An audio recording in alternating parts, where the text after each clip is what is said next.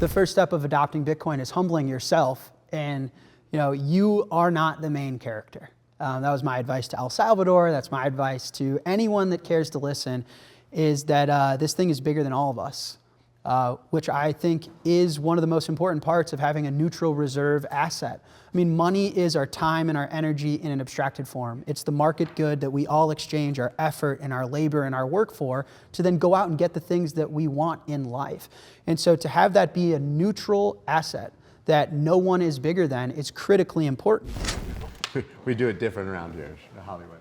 Obviously, crypto is a partisan issue in the past election. Do you think that now that it's become so clearly politically unpalatable to be part of the anti-crypto army, that we can get to a more reasonable approach where it is truly bipartisan? It feels like we're heading in that direction. Oh, I mean, look, having 69 votes in the Senate for anything is a monumental feat, and I think that shows, the direction that we're going. I hope when market structure rolls around, we can be in the 80s. I think our Democratic colleagues need to understand that this is absolutely crucial for the American people in terms of unlocking innovation here at home and welcoming those folks that have gone offshore. I mean, like my message repeatedly has been welcome home, welcome back to the United States. You want access to our capital markets, please come and innovate here. And I've said this too, it's like, if we want to be the crypto capital of the world, people need to be IPOing here. They need to be purchasing other businesses here. They need to be supportive of innovation in every way, shape, and form, and I think that's the environment that we're building. People assume that a stablecoin is both a digital version of the dollar and a network, and it's only the former. And so right now, I feel like, tens of trillions of dollars move internationally every day, and we're barely making a dent with that with stablecoins right now. So it's all the hype in crypto. Like in payments, we're just barely starting to eat into that volume that's currently basically controlled by the major banks around the world. So, the jury's still out as to which network is going to be the winning network to transport money around the world. And I'm 100% confident it will be Bitcoin.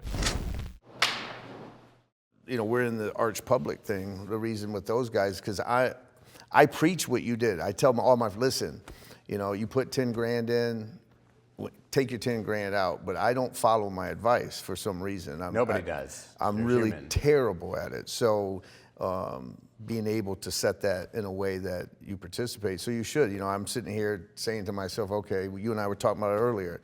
What price should I take some profit? Is it 180? Is it 160? Is it 200? The grand wizards of Bitcoin Maxiism are not going to take kindly to you talking about selling. Well, you're not allowed to do that. Well, sarcasm. You can sell it. Well, I have a 6-year-old, so maybe putting her college money away would be nice.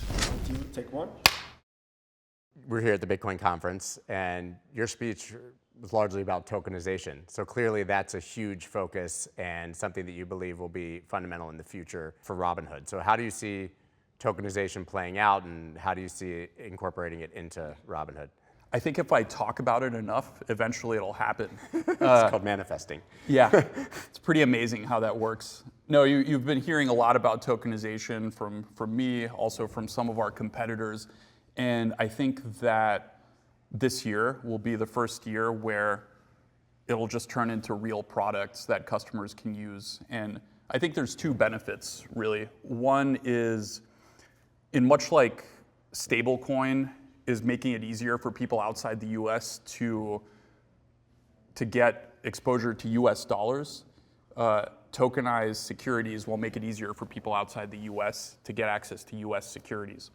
Over the past few years, stablecoin transaction volumes have just skyrocketed overseas. And a lot of it is driven by people from developing countries whose currencies are losing value rapidly.